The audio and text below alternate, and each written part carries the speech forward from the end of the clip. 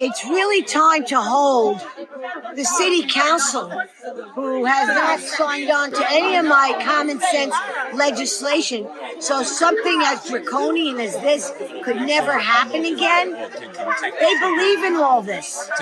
They believe in all of this. And you know, the very first day I was going to report to work, that was in January of 22, my very first stated hearing. Do you want to know what I was told? If Paladino steps foot, because I refused to show my card on whether I was vaccinated or not, nobody's business, there'll be Paladino's blood will be on the chamber's floor.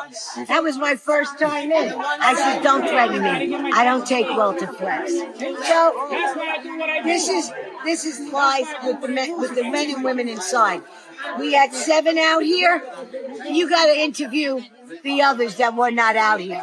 Okay. Can you say, I asked Councilman Holden about private sector workers, and I understand that if you were able to, the city could reinstate public sector, right? The first thing is, we represent the city workers.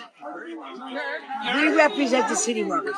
The private workers, this will just fall over. You understand? This will have a domino effect. If we fix the problem, it's just going to go 1, 2, 3, and you're going to see the private workers. It's up to, see, when you say private, that means it's up to the individual. So if you work for so-and-so who owns a restaurant and you didn't get vaccinated, I can't help that person, because it's up to that boss, the owner of the restaurant, to say, you know what, whoever, Valerie, I'm going to hire you back.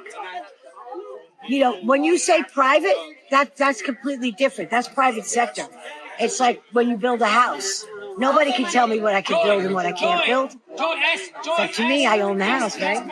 Same thing. Is there anything that you and the Common Sense Caucus can do to call upon? With my legislation, if people would sign on to my legislation, this could never happen again to anybody, private sector or city workers. This would never be allowed to happen ever, ever again. 4 pieces of legislation. Hallie, what are the numbers of our legislation? 52. I have actually. Let me see. They changed the numbers once. Yeah, because we reintroduced it every year. But there's legislation in there to make sure that the local jurisdiction, doesn't have to answer to the state, so that local governance can basically make their own rules during a disaster. Also, very important for the city workers, for any worker, that the terms of their contract cannot be amended if there's an emergency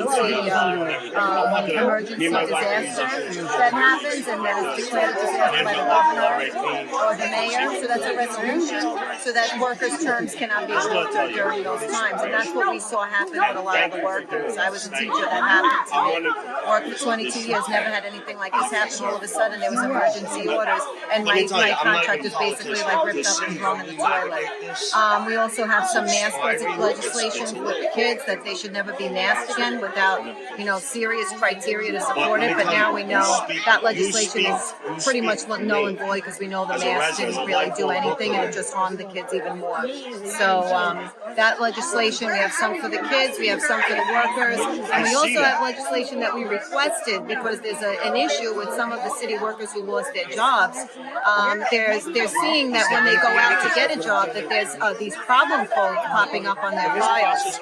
So it's prohibiting them from, when they first lost their job, from applying for unemployment and from obtaining some jobs that they go out for.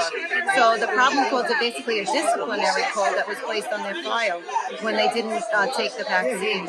So we're actually having a hard time with the city figuring out how did those codes get on these files and how do we remove them. So that's where it's stuck right now, because nobody can seem to figure it out. It's this mystery. So that's something else we're working on. But we haven't stopped since the councilwoman was elected in 2021, took office January of 2022. This has been pretty much the forefront of what we're really concerned about, especially with the workers, the kids in schools. It's really horrible what everybody went through. Thank you.